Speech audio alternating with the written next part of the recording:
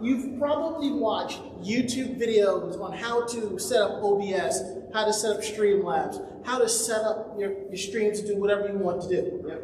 Well, a lot of times they don't tell you the money you have to spend to invest to do it. And I can tell you this right now. From when I first started podcasting to currently streaming, I've invested basically over $3,000. Yeah. And that's in maybe a 3 to 4 year period. Because like I said, I'm in IT, I know how to upgrade my own computer, I know the parts I get here. And Wild Spice, what about you? So I just started off just streaming because I primarily stream. I started off just like, I had a webcam, so I just did that. And then eventually I invested in a microphone and then lighting and all that. I'd say probably almost $1,000 or so. Mm-hmm. Just again, over a period of time, not boom at once, so. As the panel says, I'm DJ RanmaS. I am the host of a podcast called Anime Jam Session, which is also now a Twitch stream, which I've been running for about 10 years. This is Wild Spice cosplayer, Twitch streamer, also one of my hosts on the show. Basically, we're going to give you the rundown on what you need in order to do this. And I know you watch your Twitch streamers, you see all this equipment, and you're like, that's what I want. But sometimes you don't even need all of that. As long as your audio is good and your video is good, everything else is fair game. So basically, this is going to be the rundown. We're going to show you what to do to get ideas going, how much money you're going to spend, and then where to put the content so people can find you. Here we go. How to plot ideas for your stream. It's best to have a written plan. I use a program called OneNote, and every week when we do our show, I have one person that goes in, gives me articles. I take those articles and put it on another note, and I create an outline, and I assign articles to whoever's on the show, and we go basically round robin, or we kind of skip each other around depending on the order I put the stories, and based on people's fandom. One of our hosts, Mako-chan, big into Pokemon, Ghost in the Shell, and a few other titles. Sometimes she'll do 2 stories back to back because of how I lay the episodes out, the articles out. That's what that part is. Now, my show has changed over the years. I used to have a call-in section. It kind of dropped off, so I eliminated it. If you've listened to various podcasts, so who listens to podcasts on their way to work and so forth here? What's the podcast you listen to? What's the podcast you listen to? Usually Planet Factory. All right, cool. What's the podcast you listen to? Right now, it's just going through Critical Role Season 2, or Campaign 2. See, there you go. If you notice, each podcast somebody called out has a different style. Some is story-based, some is outline-based, some is like listening to a newscast program. Here's the thing. It's your podcast. It's your idea. You can change it however you want. If doing it a certain way works in the beginning, but if things change, so be it. My podcast is based off of another show called Orange Lounge Radio. For years. Oh, we have some listeners here. I will let them know. For years, their show was always about Beatmania, DDR, Beatmania. Any DDR players here? Beatmania? Yeah. And for a while, those types of stories weren't coming in as often, so they changed more towards general gaming news content. And it's still awesome. Now that you got that part settled, you got your notes, how you want to do your show, let's talk about the equipment. Yes. This section here, I'm going to say a couple things you're not going to like, but it's going to be the hard truth. I'm just saying if you're mostly on a laptop or you're a Mac user, brace yourself. Hold on to your seat. As I've said, podcasting is the simplest way to get your words across to the people. And you can use, basically you need a microphone, a headset, recording software, and software. Any computer can do. If you have a computer that's a couple of years old, you just want to do an audio show, an audio podcast. You can do that. That's all you need. Yeah. Like, Who here has a USB headset? There you go. If you use You're already off to a good start. If you use that same headset for gaming and nobody complains about how you sound, you're good. You're golden. But there are some people that want to do things slightly different. But, like I said, you don't need the most powerful computer in the world to do your podcast. Even if you decide to stream your audio through Shoutcast or whatever, or particular networks or whatever, it doesn't take much. As long as you have a basic internet connection, you're golden. Now, here's some base examples here. Who here knows people who do voice acting? And I know you've gone to their panels and they tell you what you need is a Shure SM7B. They said you need a nice audio interface. What do they call that one?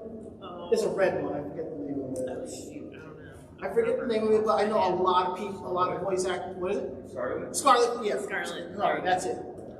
A Scarlett will run you about $200. A Shure SM7B is going to run you about $300. So who has $500 here? Not to spend on stuff here, but just in general, that's like 2 people. Yes. 3 if you count me. Yeah, so most people don't have $500 just laying around to throw down on equipment. This is something that's very simple. The X2, the E22, which if you look at the reviews, a lot of people say is just as good as the Scarlett. And that it will run you $60 right there. And it's perfect for 2 people if you have a friend coming over who's going to do the podcast with you. This is a basic microphone headset kit that's going to run you about $50. You get the microphone, the pop filter, and an arm. That's Has to have to be on. Okay. so what? Has to have to be on. Oh, sorry. Yeah. Okay. There we go. Much better. All right. Okay. I hope you can still hear us. We good? Yes. Awesome. Well, So, we're naturally loud anyway. So. yes, especially if you listen to our show and you watch us. You can start podcasting with something like that. If you want to get into voice acting, you can start with something like that, $110. And over time, you can upgrade the microphone, the pop filter, the arm. You want to get a better audio interface? You can do that. Yeah. Now, the downside of these types of interfaces is it's hard to have background music. It will not pick it up as well. And that's why you go with something like that.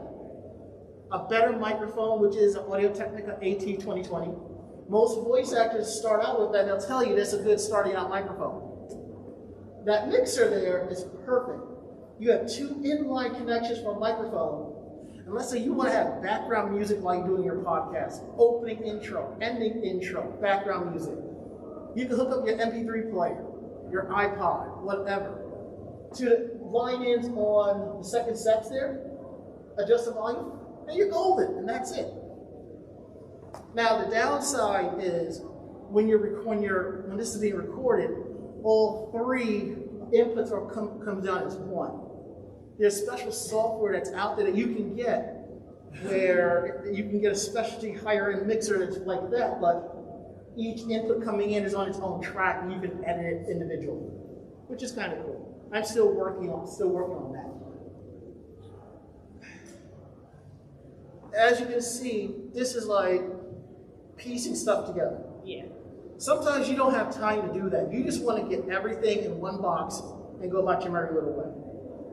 And just so you know, everything that I'm putting out here, you can get on Amazon. So even if you can't find a certain item that's up here, you'll find one that looks just like that with a different name, and you'll probably save $5. Yeah. These are bundle kits. This comes with the software, the mixer, the headphones, and the microphone. PreSonus has that one bundle there for $150. Audio-Technica has the same thing, but it's $20 more. Sometimes you'll find out with extra headsets, extra microphones, going up as $500. And I understand during this age, we don't want anybody over. But if you do have that one person that comes over to hang out with you and you're talking news or anime or whatever, just look at you going. And as I've said, you don't need a top-of-the-line mixer or microphone unless that's what you want. if you see somebody using that high-end microphone, they tell you this is how they get like that nice melodic audio, that type of buttery voice. If you want to drop money on that, do that. That's your prerogative. As long as you like how you sound, you're golden. But just remember, audio quality is the main thing here. The equipment I suggested may not be what you want. It may be out of your budget. It's okay. There's nothing wrong with buying something small and then upgrading as time goes on. That's what I did. I started out with a little headset like Astro. I had an Astro headset and a small Behringer mixer. I now have the Audio-Technica 2020. I have this high-end B-Moda headset, the ARM, and an Allen & Heath 8-line channel mixer on my desk, where it's like if I move it a slightly way, the whole thing's gonna come apart because I have so much stuff on my desk. And that works. Now let's get down to the nitty-gritty. Twitch streaming. This is money right here. Yeah. I will say my layout does not look like that because Same. my computer has all the fancy lights, but it's so big it sits on the floor and you can't see it unless you come over and see it underneath my desk. Same. I wish I had two screens, but I ended up getting a nice curved monitor. It was on sale. I have a fancy keyboard, fancy microphone, speakers. I have a lot of cool nerdy stuff in front of my desk, and if you watch my stream, you'll see stuff behind me in boxes and stuff. Yeah. What's your layout like? My layout, I only have one monitor currently. I'm hoping to get a second one. I have my webcam on top of my monitor. I have some lighting that runs under the top part of my desk. And I actually have this light stick that I actually got on Amazon. It's like $45. It changes color. It actually is really good. I bounce it off the wall and get some light on my face as well. So it's like a cheap alternative to like if you can't afford a really expensive, like if you can't afford that Elgato key light, like it's a good alternative. Yeah, that's mostly my setup right now. My computer's also under my desk. You can't see it. See, what I did for lighting is different. Who here heard like programmable light bulbs that change in different colors and stuff?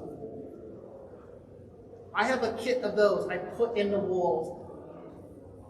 It connects to an app on my phone, so when I sit down and hit the button, they all come on at particular brightness, so it looks like you can see me. It looks like daylight. It looks good, you know, good for what it is. You go, Govee is on Amazon. They sell those kind of bulbs. They actually sell them. They're pretty affordable. They'll be like, if you just want to get one to play with. So. Yeah, I use a brand called TP-Link because I use their routers. I use their I just like to stick with one brand and it works.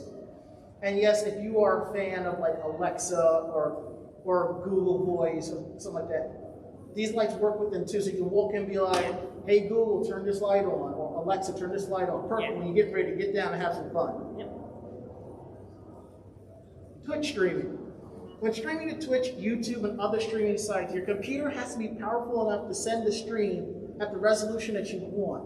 It has to be able to handle the game that you're playing, as well as other people who are going to be part of the stream. Like, if you're playing Call of Duty and you got friends in Discord and they're all talking, you know. Now, we've probably seen a few Twitch streams where this is going on and the audio quality may drop, or the video quality may change or frizzle, something like that. That could be either your internet connection is not strong enough, or the computer you have is not strong enough. And now we're going to get into the hardware.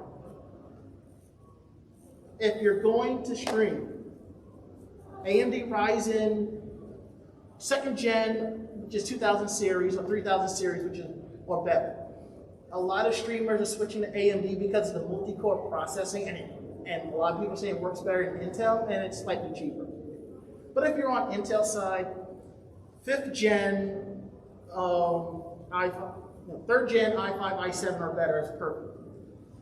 Now, graphics. You got Radeon and you got GTX, RTX, NVIDIA. Here's the thing. If you were just going on to do a Twitch stream to talk news, show video footage and stuff like that, then it doesn't matter what graphics card you have. Because that one graphics card is going to handle, the computer's going to handle everything, no questions asked.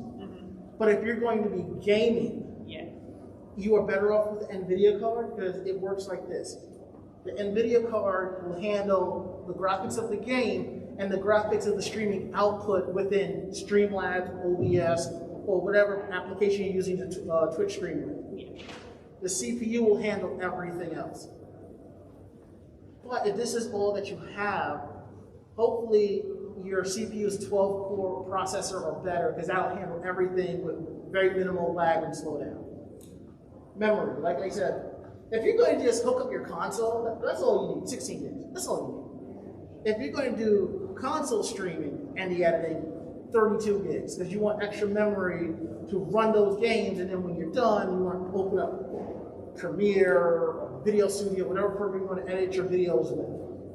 Also keep in mind, if you are just starting out and you don't have a computer, or like you don't have a top-line computer, or you don't have a laptop, you can a lot of times just stream from your console as well. You may not be able to do webcam, but you can. There's still a lot of streamers that will just stream from their PlayStation or their Xbox, and they just have their headset on and they do audio. So that's another option as well if you want to just jump in and start if you don't necessarily have everything right away too. Yeah, the default Twitch app will help you with that. I know one guy, I think his name is Super Stakey 2. He plays a lot of Guilty Gear. He plays off his PS4. You go to his stream, it's just him playing Guilty Gear. There's a pop-up box for the chat and everything else. But you'll hear him talking and so forth. He does it all from his PS4. Yeah, there's a Twitch partner, her name is Jambo. She started out streaming on an Xbox when she started streaming, and then now she has like a whole setup and everything. But she can start out there. Yeah, question. Okay, what if you want to do basically like a live video, podcast? Yeah. Not like gaming. What's the minimum you would recommend? 16. Okay. Instead of think of it not just console streaming, but your friends and you're doing your live show. Those specs work. See, I'm on the higher end of the tier because when I'm done streaming, I do some gaming. Sometimes I will go on Twitch and stream PSO2 or Genshin Impact, like that. Yes? What ship are you on? 4. Dang it, alright. Well, I'm on New Genesis, so it's been a while since I've been on the regular PSO2. Yeah, one more question? Yes. So, the 16, does that also apply to lower, for PC gaming? Yeah. Like if it's a lower required game, does that also work for 16? Or If it's not a AAA title, yeah, that's fine. If you're playing older titles, yeah, that's fine. That's fine. That's plenty. That's plenty. We're going to move along. If you have any more questions, we do have a section towards the end. You can hit us with everything there. Yes. Now, like I said, what if all you have is a laptop, and I'm going to mute my phone because evidently, even though I am on vacation, work still pings me. We're not earning any coins from Mario, darn. Ah, man, I wish. All right, yes. So, As I said, you can stream on a laptop. But remember, laptops are smaller, everything is compact, and it's going to generate a lot of heat. yes. So you can burn out your laptop before it's ready. Yeah. But there are things you can do. You can purchase a USB 3 dock and connect everything through that and put your laptop on a cooler. One of our co-hosts and staffer of my website, Ichigo Gami, she's on Twitch as Strawberry Paper Doll. Before she got her computer, she had 3 different laptops hooked up to different docks with webcams, switching from different views, from talking to her view with the sewing that she does, or her other machines and stuff like that. That's what she does. And it works for what she does. Now that she has a desktop, she does everything off of that and still has a dock to connect extra tools and accessories for that. Now, any Mac users here? I was going to say, I know about this next slide because I'm trying to do it. What? I have both. Okay. Both. I record with my PC. Yeah, okay. Yeah. Now, you can stream on a Mac. I have friends who run a stream called Black Compact. They have a high-end Mac Pro. You know that expensive $10,000 Mac Pro computer? They have that. The problem is that desktop has a Radeon graphics card. OBS doesn't see that. So it's just that whole 56 core process Xeon that's handling all of that. The other thing with that too is audio. It can't do the audio. So like if you're on a computer and you're like get ready to start your stream, like normally when I start my stream I have to start a soon screen up, I play some music in the back. I can hear that, but on my MacBook Air, I can't hear it. Like there's nothing. So you have to use Blackpool or something instead in order to it's extra steps you have to do, and it's pain. I would assume you hook up like an external audio adapter and run it that way. Either or. Yeah. And the new Apple M1. Yeah, that's what The old OBS and Streamlabs can work off of that. Yeah. It's a compatibility layer that it runs so that it can see the process and run the commands, but it's not ready for that yet. Yeah. Honestly, if you have a Mac and it has a NVIDIA GPU, you're good. If not, I would see about going PC for the time being. But if you're still on a laptop and you want to go a desktop, but you still want to do something, here's a couple of things I got for you. These basic docks. Can you push my bag here? I carry one of these adapters in my bag at any given.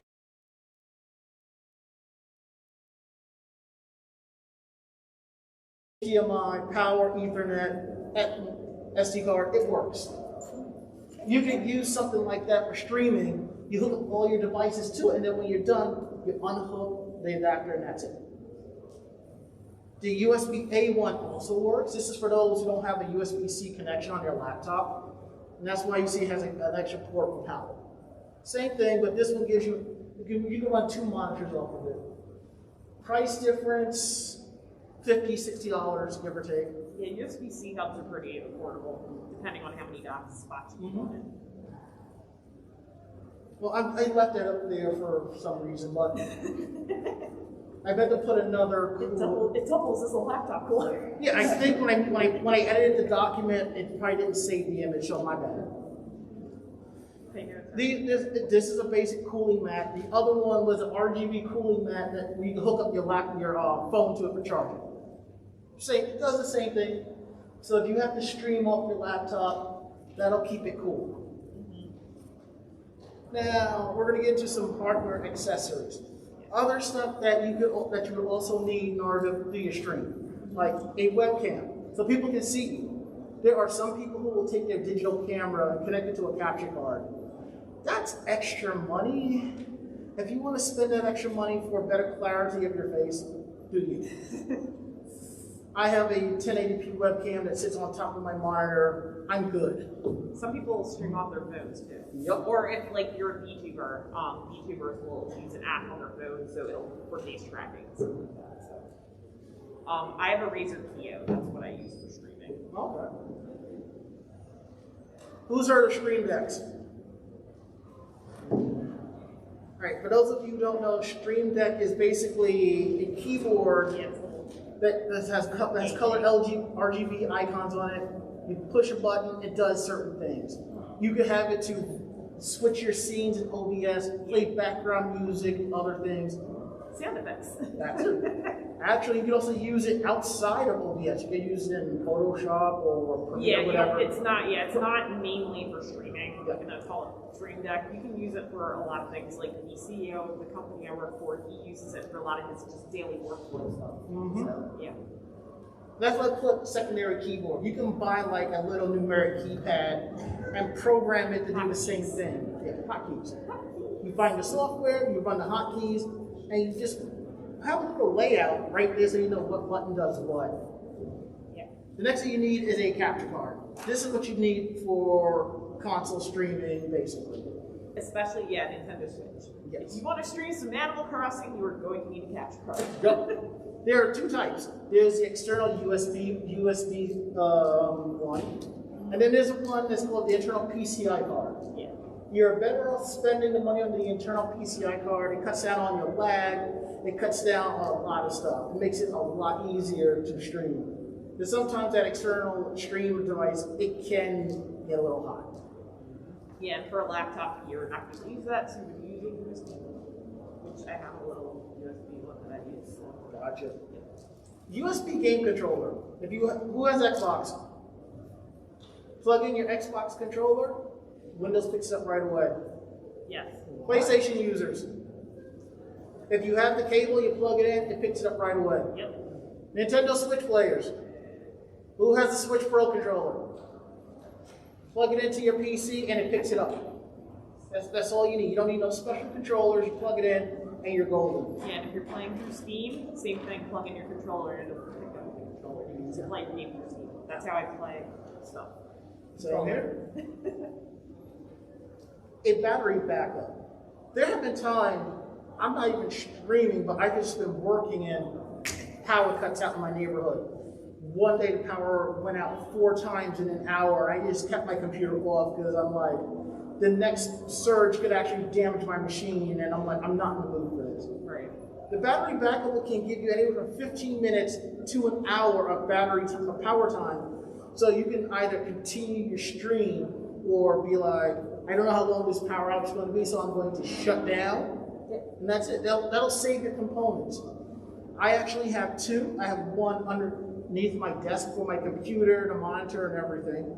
And I have a second one by my entertainment center that handles the modem, the routers, the switches, all of that. That way, if it does happen, I can shut down safely, but at least my internet connection will be going for at least a good 6 hours because those don't take that much power. Now, we're going to talk about a little bit more about Twitch streaming, about buying pre-builds, putting it together. We all probably know somebody that can build the PC for them, or you can build the PC yourself. During the pandemic, I was doing runs to Micro Center, buying parts for people and shipping it to them because they couldn't get to it.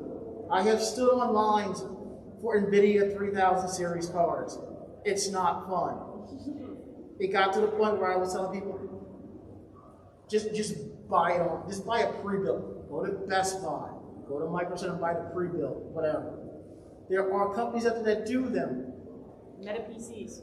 Definitely Meta PCs. I love my computer from them. I won it in a giveaway, but it was good. No, it's really good. I mean, if I won a computer in a giveaway, I'd love it too. No, it actually it is a really good PC. So like Meta PCs is a really good company. I would definitely recommend them.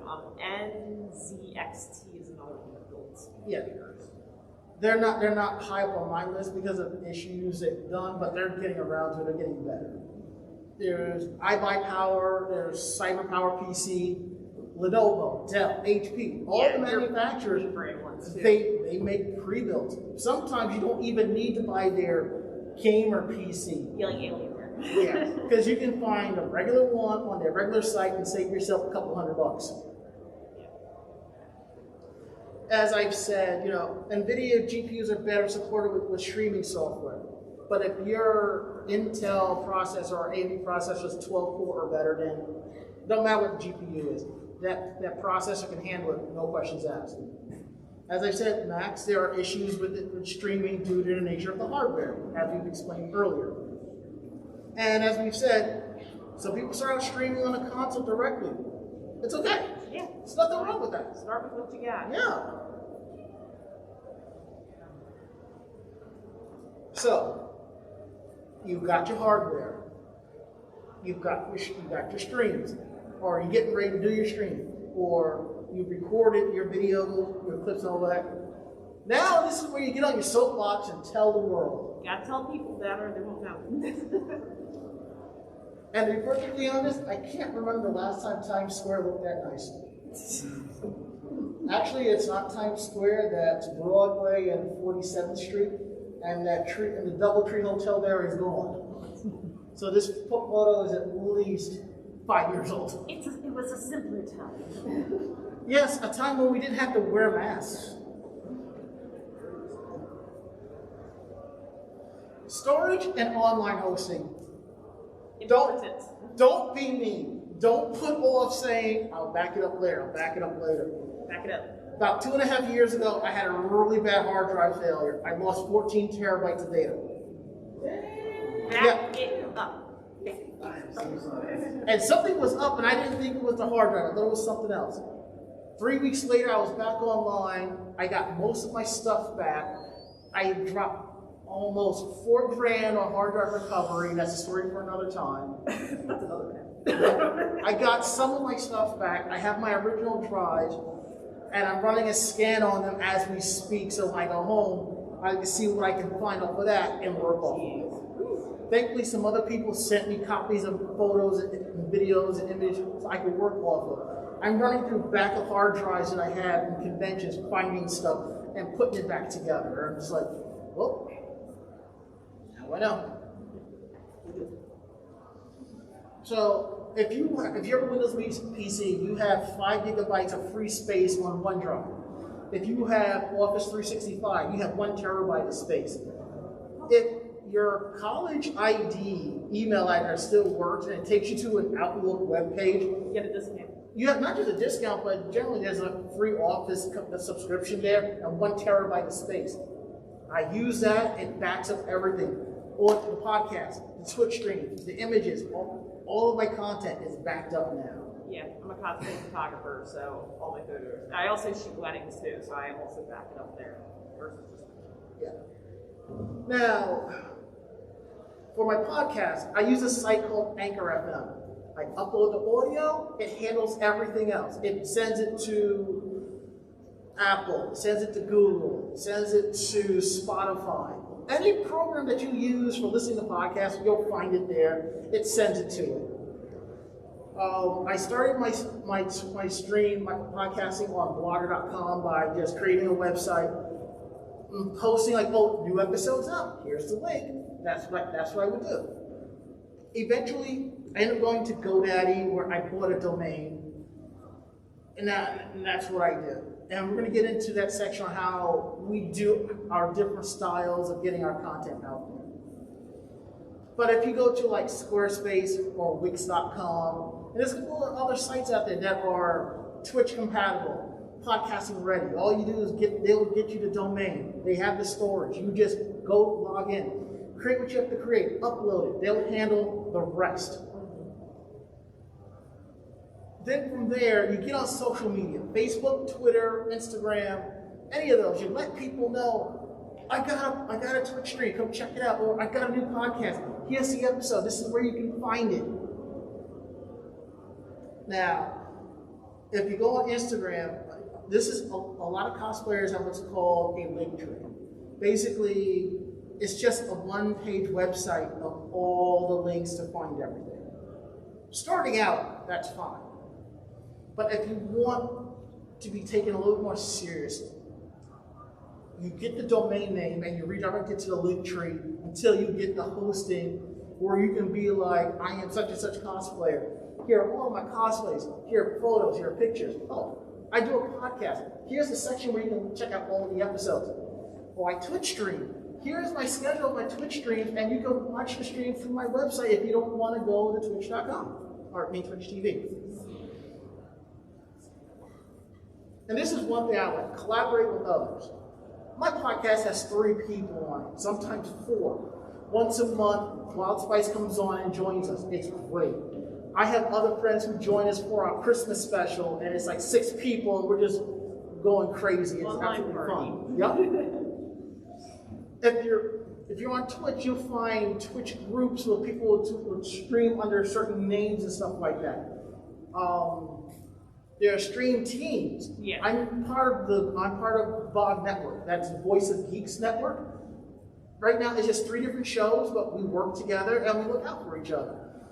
2 of the shows stream on Sundays. I stream on Tuesdays. It works out. I'm on a stream team called Side Quest, and we do a lot of charity stuff. So it's a lot of different streamers, but we always participate in different charity events, like every couple months or so.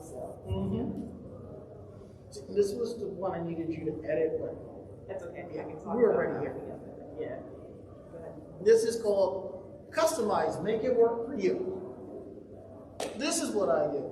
I stream to Twitch. When I'm done, I take that episode, I throw it into Premiere, I edit it down, and I upload it to YouTube. I have Audition running in the background. I edit that there. and I upload it to Anchor FM. MrDream.org hosts my website, so I upload the website to there, and I just put the links there where you can check out the episodes. I use my Instagram here when I'm taking pictures, and I post it on there, and I let people know if you want to see the entire gallery, head over to facebook.com/AnimeJamSession. Facebook, that's what I use for the photos. YouTube is where I have the convention videos.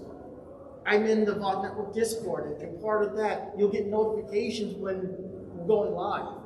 I have partnerships with other people on Discord where my show goes live, notification goes up in their stream channel that you can go check out. And that's how I do it. But I can tell you this, Walt Spice doesn't do it the same way as I do. You can disregard the slide for my part now. So for me, I stream on Twitch. For the Discord thing, a lot of Discords you join, if you want to be like a Twitch streamer, a lot of those Discords have a channel where it's just, if you have the role, like you're going live or so, it'll just automatically post in that channel that you're going live, and people can go check you out. I need to be better at uploading to YouTube, but I haven't been. But I use an app called Hover. Hover's think of it like TikTok for streamers, but Hover's a good app if you want to like just look quick at streamers' content, or if you're a streamer yourself and want to upload a clip of yourself. Hover is really great. It's a free app. So I'll upload clips of myself there. For my website, so I have a photography website. That's I actually use AWeber, which is an email marketing company. I work for them, they're awesome. We have a landing page. So if you're not familiar with what a landing page is, it's a one-page website where you can kind of just advertise yourself right there. So we have landing pages, and I have it tied to my domain, which is wildspice.me. So if you go there, that's my landing page, and it looks similar. It has all my links and everything on it, and it actually has my Twitch stream up there too. And that's actually, it's free to get started with that. So like if you want to check that out, to like play around with the landing page or something like that, you can totally check that out. And then I mainly use Instagram and Twitter actually for my advertising, because with a lot of, especially in like streamer land, a lot of people use Twitter because it's easy. So I'll advertise on Twitter that I'm going live, I'll post on Instagram, and then of course Discord. So yes, if you don't use Discord does. That is what I do. And TikTok sometimes. TikTok. Okay. Who here works full time? Almost everybody. Who's tired as all hell when they get home? Well, I work from home, yes. But still, working The answer from is home, yes, you're you're still tired after work, absolutely. Still tired. How many of you can still get up there and play video games and so forth? Yeah, right. Yeah. So it depends on the day. That's what I mean by create a schedule. Yeah. There are some Twitch streamers that will stream 7 days a week. No. Some will do it 5. I used to do it 3 days a week. Now I just do it 1 because of my hectic schedule at work. So I do. I work from home, like I said. I try to do 2 days a week, but I also do VTubing as well. So like I'll try to do, I do 2 types of streaming. So I'll do my regular streams usually on Wednesday and Wednesday nights. It'll either be when I'm done work, like I give myself a half hour to an hour after I'm done work, and then I hop on stream, or I wait until like 8 o'clock at night and then I'll stream. And the VTubing I've been doing maybe once a week. On a day off, I'll do it. Yeah. I stream Tuesday nights from 9 to 10:30. So I rush home from work after 6. I'm home by 7:30. From 7:30 to 8:30, I'm sitting there watching TV, eating dinner, just relaxing. Then at 8:30, I go to Daitenchi, which is my computer. I fire up all the apps that I need. I get on Skype. I call up the rest of the hosts. Once everybody's on, I fire up OBS, make sure everything is set, talk, do whatever, and then at 8:59, everybody mutes. I hit We're live, put up starting soon, and we roll. Unless somebody forgets that we changed the start time and shows up really late. Yeah. The thing is, I used to stream from 9:30 to 11. I changed it because I am a big fan of NCIS, and they moved it to Monday nights, and I'm just like, well, that means we can start earlier. And my other hosts are very happy about it because they get up earlier than I do for work. They get up at 5 and 6 o'clock. I get up at 7. They need 8 to 10 hours of sleep. I only need 5 or 6. So. It's past our bedtime. It's past our bedtime, so it's like, okay, we got to end the show before bedtime. And I used to do a panel I used to do a Twitch stream on Friday nights called Super Browser Brothers. It was me and their Twitch streamer Under the Pale. We would just talk about stories of stuff that we grew up with in the fandoms and stuff like that. It was fun. We ran that for about 3 to 4 months until his stream schedule changed, so we killed the show. Is it coming back? Maybe. We don't know. We're just figuring things out. Yeah. Now, you've created the outlines for your show or how you want to run your Twitch stream. You've got the computer. You've logged in. You set up the software. You've configured everything. You tested it all.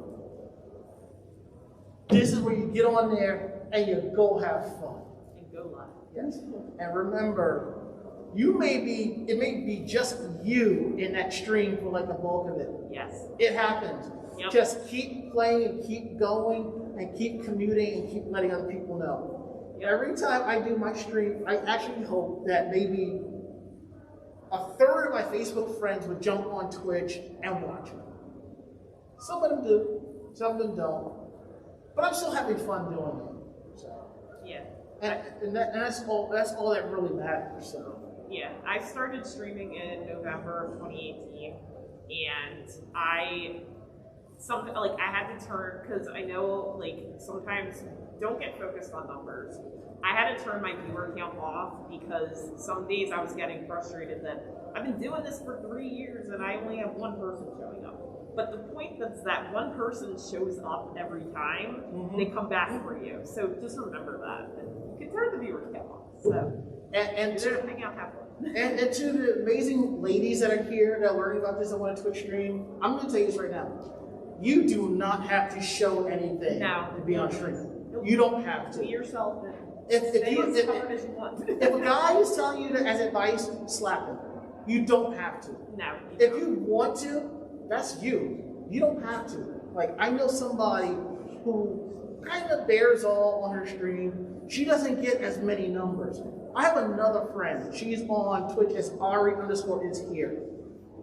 She cosplays. She does community events, stuff like that. She's been doing this for 3 years, and she has a huge following. She just chills and just has fun with it. And that's all it is. It's all about having fun. And now that we have some time left, questions and answers. So, Or we got people. yep. What's your If you question? wanted to start a anime con podcast, Yeah. one of the things, is it better for anime cons just to actively reach out No. to other podcasts to promote on them, or is it worth it for because let me explain why I'm asking this question. Yeah, no, you're good. I'm in the research stage, close to Kansas State, for fall 23 to bring back an anime con call. So as part of this, I'm trying to find non-traditional ways to promote the show beyond, because if you're under 1,000 person show, you can't do things like by YouTube or Twitch ads. You gotta be creative in how you promote it. I'll be doing social media, I'll be doing con tables, obviously. But podcast is something or streaming is something that I've seen as similar con size out in Altoona. Satsukon do fairly well. It's something maybe I should try here with Twitch or podcasting. Okay. So,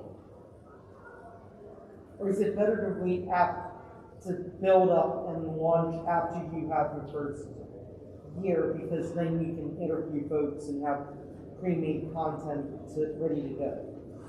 Yes and no. You can do a little bit of both, but I would say hit the ground running first with what you've got. When I started Anime Jam Session, not every convention approved me for press. I spent money and bought a badge. I walked around. I took pictures. I recorded video, and I did all of this. I went with friends.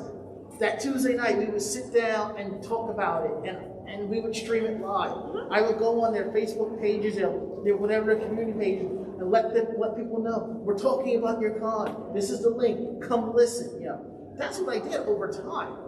And I would just upload my content to YouTube so people can see it, because basically I find if you don't have that content up within the first couple of weeks, no one's really going to care. Yeah. But please understand, when it comes to photography, I have a full-time job, so it's going to take a little while longer to get all of them done. So basically, just start with what you got. Go to the conventions, do your interviews, record what you can. When you're home, do your edits and get everything up. Like I said, you can use the Adobe applications if you want, but there are tons of free applications out there that you can use that's just as good. Answer your question? It started again. His hand is up. Okay, yeah. All right, You'll go be on, yeah. next. Yes. How do you prevent somehow you're getting tired? How do you prevent yourself from capturing while you sleep? Is there a software that prevents shuts down the screen immediately before you fall asleep? I wish. I find if I find myself starting to fall asleep, I'm wrapping up the stream right then and there. Yes. I am going to raid somebody else, and I'm going to pass out. Okay, yeah, because I'm just one of my biggest fears if I ever stream is somehow I get tired. Well, Yeah, and then you let your audience know, hey, I'm getting tired, and they will totally understand. You're a human; they're humans too, so they know it's it's okay. It's here's the thing: when you start out streaming, there are going to be some days you can go X amount of hours. Yeah. Some days not so much. After a few weeks, you'll figure out what days are good, what days are bad, and how long the because stream on the is. Twitch page, on your profile, you can set the days you go live and the hours so people will know. Yeah. And that's good. And if you still feel a little tired, I mean, I guess you could have some G Fuel, sip on some Mountain Dew to kind of get going till it's time for me to finish this up. We're going to go raid Joe Schmo, so show him some love, Yeah, and the other thing too, when you're streaming is don't feel like you have to stream 8 hours. You don't. I maybe stream 2 to 3 hours if I stream. I feel like that's a happy medium. You can go longer than that if you want. Or if you're just starting out, you can try an hour and see how you feel. And then at the end of the hour, if you're I'm tired, then Or, let's say you're going to do your stream and things don't go right. The audio is off. This and that. You can kill your stream right then and there and be like, we're going to try this another night. Yeah, it's your show. For example, earlier this week, Orange Mound Radio had a technical difficulty where they couldn't hear each other properly. They killed the stream within a half hour and said, good night. We'll try again next time. We were upset, but we understood. And we just showed a lot of love. Yeah. I contacted one of the hosts to make sure that they're good, and they are. And they have a backup plan to do things for next week's show. So yeah, it happens. It happens. Yeah. So I also use Audition to edit my podcast, and one thing I've never been able to figure out is how to figure out what EQ settings to use for my voice. I've been playing music for 10 years. I can tell oh, this is making my voice sound warmer or brighter, but I'm not really sure what I should be aiming for my voice. I was wondering if you had any advice on that. Actually, I really don't, because I don't mess with the EQs in Audition. I use my mixer. I have an Allen Heath ZE8. I just adjust that to hear how I sound. If I'm coming out too powerful or too soft. I play around with those until I get something just right. Okay. You. So in the beginning, you were covering different types of mixing boards and microphones and whatnot to use it, and you touched on that you could put your music right into the mixer as a background, and I always add in post. That way it's a little bit more controlled. Is there a reason to do it on the front end like that unless you're like doing a Twitch stream? Twitch stream, that's what. Okay, so it's a Yeah, Twitch you add yes. and podcast added later. See, I do everything live on the fly, and that's why I do it that way. Let's say for the sake of it, there is a problem with the audio intro or the outro. Like I had an issue like that with the video. The audio played, but there was no video. I had to go into the edit. I dropped in my intro videos and I just muted it, and it just worked through without any problems. If you're just straight up recording and then publishing later, yeah, throw in your music later. I like to put the music in real times in a way of like, who listens to like morning drive shows in the morning, stuff like that, you know? Yeah, and you know when they're talking and you hear random sound effects, and that's what I like to do. For the longest time, there was a second we did what was called Strange News from Japan. I had the theme from Benny Hill playing in the background when we did that. When we have a section called How Was Your Week, How Was Your Day? Each host had their own theme song playing in the background. But because we're on Twitch, Can't do it. there's a lot of music that's copyrighted, so I'm like, yeah, we're going to not do this. Would I like to bring that back? Sure. It's just a wait and see type moment on that. Yeah. Side note with streaming, you have to watch what you're streaming in the back because you can get the But if MC it's, strings. but if it's coming off of OC Remix, you're good. They're like, play anything you want. Yeah. So let's say you took like you started streaming, you built momentum, you got a decent thing going, and then life happens, and you had to take like a really, really long vacation because you gotta get stuff straightened out first. What do you do when you come into the right back in? Do you just go ahead and hit the ground running, or you gotta like do a couple of steps first? Like, what are you doing to basically get yourself back in? I would just jump right back in. Like, Yeah, that happened to me actually. I've had periods of time where I didn't stream because I just mentally couldn't do it. You know, last couple of years have been great. But I had times where I just couldn't do it, and then when I wanted to, I just kind of hyped people up ahead of time. Like, hey guys, you know what? I really want to get back in. I'm gonna be streaming on this day at this time. And just letting people know ahead of time versus you just being like, okay, I'm back. So then at least you have people who are ready and anticipating, and they can be there to support you when you jump back on. yeah, like when I had the hard drive crash, I jumped on my socials and let people know we had a system crash. We're going to be off for a couple of weeks. We'll let you know when we come back on. And that's what I did. I made the post. It's been an extra week. We apologize. We're going to jump back in and go.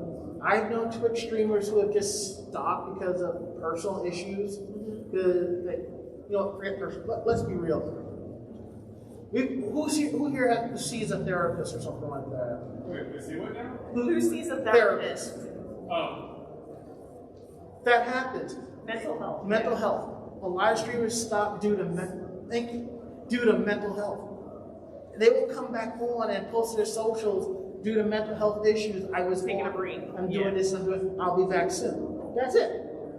You owe nobody no excuses. If you can't do it for whatever reason, you just let them know. Yeah. And if people don't like it, they don't have to follow you. Simple as that. Yep. Yes. Alright, so I know everybody has like their own idea of like success. Obviously, if I was like either platform, kind of like a full-time job. It's gonna be like one of those things where it's like, what advice can you give to somebody, that can get all the equipment, get everything needed, and then like they seem to be really struggling the first few weeks or so to have like anybody watch or stick around. And they might be told that, other people enjoy watching paint dry rather than watching them. What would you recommend, for somebody that might be more in person?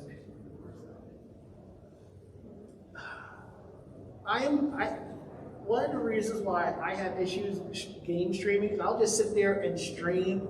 I won't say a lot because I'm focused on the game. I understand you have to engage with your audience. Sometimes I forget. You gotta learn and watch. If you're struggling with your audience and not really connecting with them, watch other streamers. See how they engage with others. Do that and learn from other people, Or, you know, like I said, some of these devices have 2 microphones. Invite a friend over. I mean, you could have them on stream on the webcam while you're in the background playing games. Like,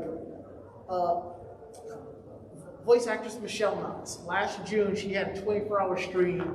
Me and Mako-chan, we were gaming at like 3:30, 4 o'clock in the morning.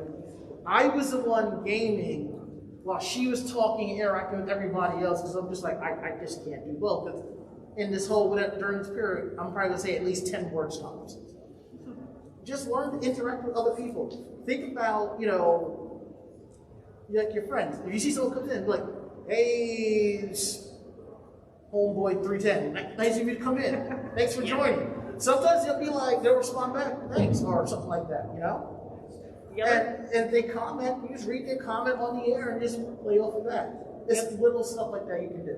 The other thing too is with Twitch, like streaming play that, your lurkers are your friends too. Like, don't feel like if you notice you have lurkers, don't feel like you have to call them out, because that actually means they're lurking, which is fine.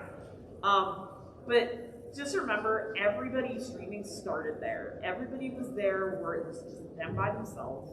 Like, just remember that. And if someone does show up, just remember, like, that one person at least is showing up.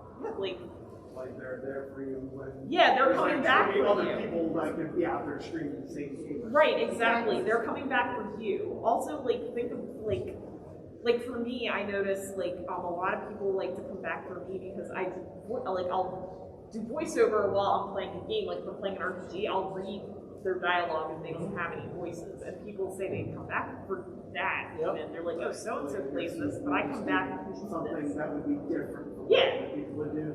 Yeah, so Ranma was saying, like, watch what other streamers are doing, but then see how you can be a little different than them. Put your own spin Or on put it. your own spin on something that you see, like that you see another streamer doing that you're like, oh, I like that, but just make it you. Part of my outro, I go, if you like what you heard, tell a friend. Then tell another friend, and so on and so forth. We're independent podcasts, we're independent streamers, we're doing this for the fun of it. Yep. Yeah. You have a question? Yes, I was thinking, how do you disable, if there's other people in the Discord, if you want to, do a stream, but disable all the other people talking while you hear their comms, but don't feel comfortable broadcasting what they're saying in the comms? See, that's why I don't use Discord. I know within Discord streaming, if you're streaming, you can mute everybody else. I believe if you were to admin a Discord, you can mute everybody else. But for my show, I use Skype. Okay. And I can go in and mute anybody that I need to if something's going on or going wrong. I will go in the chat and I'll be like, yeah, you need to adjust your microphone or this or that. Simple like that, and they will see it and they'll handle it on the fly. You could also have you could split up audio channels, I think, in OBS. So that one you can mute, but keep yours unmuted. So you're talking and you can still hear them, but audio. The big reason why is the game I play, Destiny, it's like comms are very important. All that. Yes, I also play Destiny, so I know. Yes, you gotta talk to people. Yeah. So I'm pretty introverted, and that's not a huge problem when it comes to streaming, surprisingly, because I can hide my face with a mask or whatever. But when it comes to advertising or getting the word out about my stream, I don't want to seem like a needy person who's like, hey, everyone, share my stream, or hey, everyone who I know who's obligated to be my friend, come watch my stuff. Here's the thing.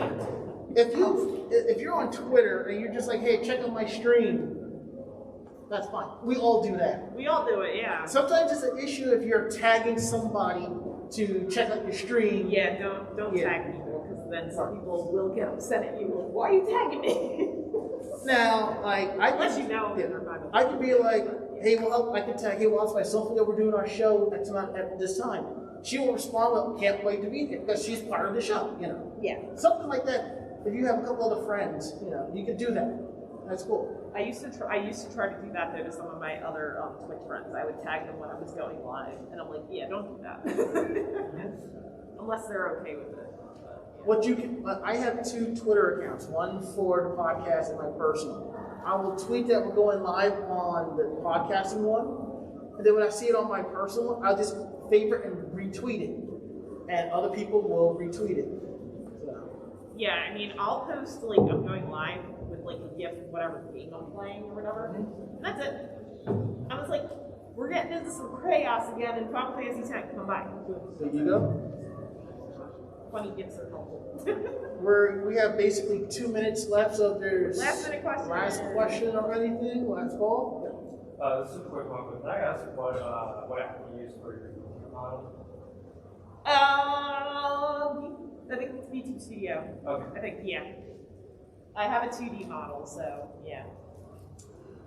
Well, looks like we are one of those panels that actually finishes on time, early, and not overrun the other. I appreciate everybody for coming.